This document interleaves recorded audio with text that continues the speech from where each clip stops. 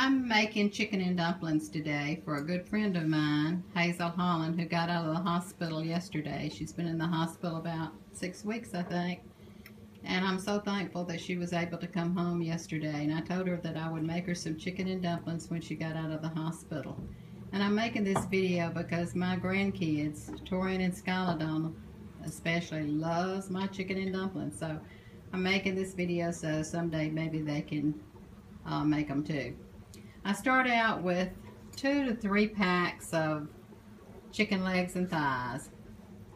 When I get through boiling them, I will strain it over into another boiler. I like to use this bigger boiler because it definitely won't stick.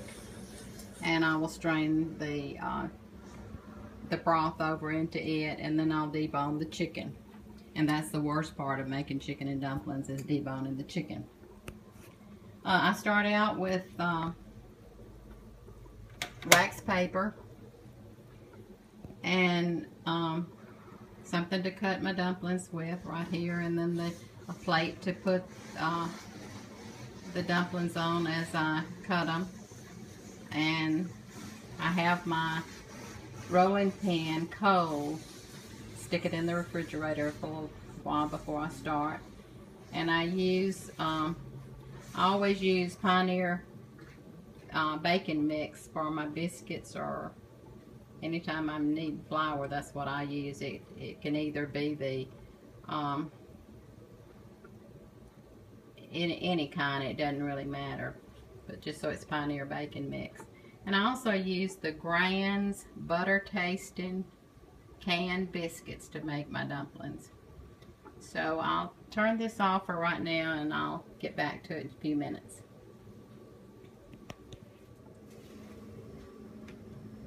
Okay, when I start using my canned biscuits, I pull them apart and put flour on them.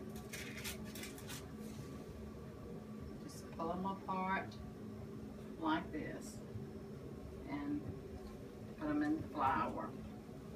And then after I get them all done like that, I put them in the flour, put flour on top, and I roll.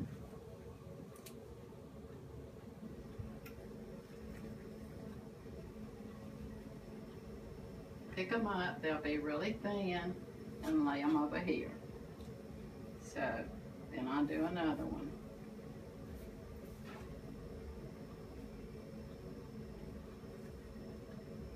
You can come on up a little closer so you can look down at this.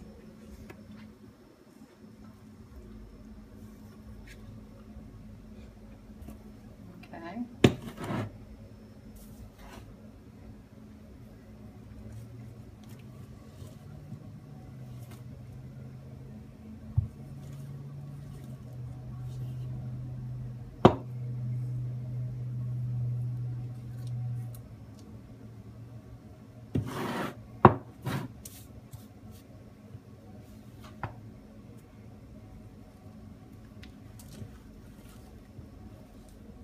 Okay, I usually go ahead and do this part for all of them, but since I'm making the video, I'm just going to do a few at a time to show you.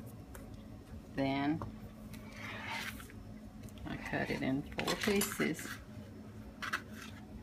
lay it on my paper plate, and when I get through with all these, the paper plate will be full. Then I have my the broth boiling, and then I just start dropping them in there one at as fast as I can. And after I get them all dropped in there, you usually have to stir it a couple, 2 or 3 times during the dropping them. And after I get them all dropped in there, I let them cook 2 or 3 minutes, stirring them to make sure that they don't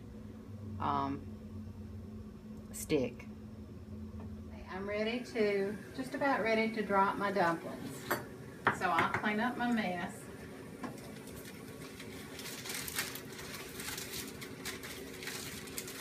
I've got my broth boiling.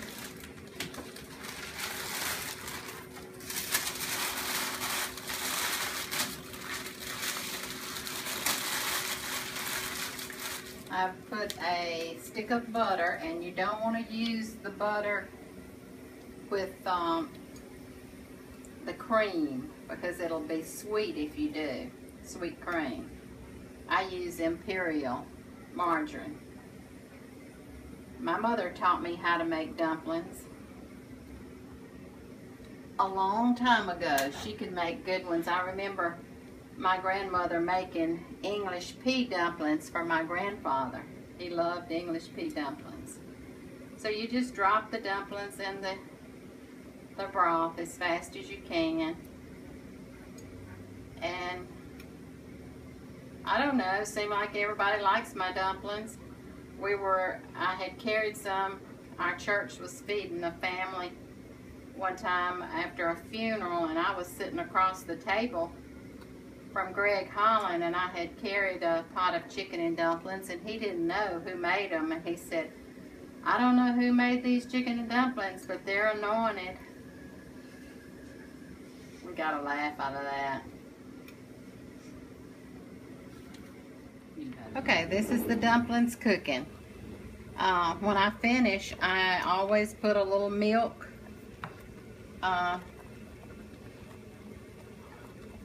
You can or you don't have to. Sometimes I don't, but most of the time I put a little milk in them and add my deboned chicken, and they're ready to eat. And I like mine over rice. Some people never heard of eating dumplings over rice, but I like mine over rice.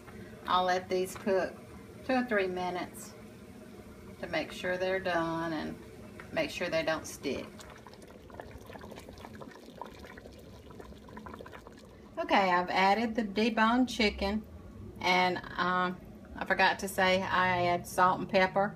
I always use fresh chicken. I never use frozen chicken because it'll be bloody around the bone. So that's my chicken and dumplings. Hope Hazel enjoys them.